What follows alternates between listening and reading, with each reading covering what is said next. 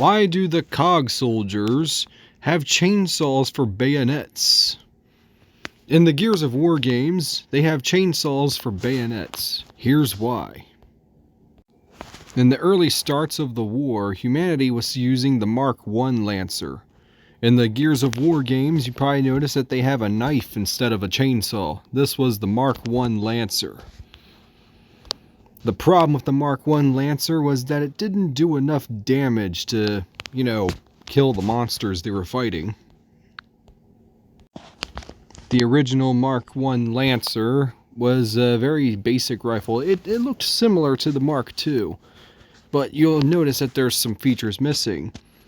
For starters, it has a knife instead of a chainsaw. The knife was removable and was the standard issue at the time, and it was given to the Cog soldiers in the Gears of War games. However, when you're fighting the Locust, which happen to be these lizard people, you can kind of tell that a knife just isn't gonna cut it. So they needed a weapon that could actually deal enough damage to get in there.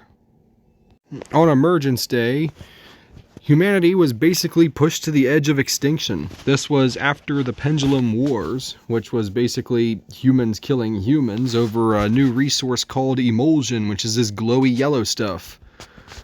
But then these guys started coming out of the ground and, well, humanity was using weapons left over from the previous war. They didn't have enough time to adapt to make better weapons. As you can see, they're still using the Mark I Lancer. This was before the idea of putting a chainsaw on your gun was a bit more effective. One of the main problems with the Retro Lancer was, well, it just takes a lot more effort to use. As you can see here, you really got to put effort into using it. As you can see, once again, the Mark I Lancer was okay, but it was a weapon intended to kill other humans. And that's why the Cog soldiers in Gears of War have a chainsaw instead of a knife, because, well, chainsaw just does more damage. And also the Mark II holds more ammo.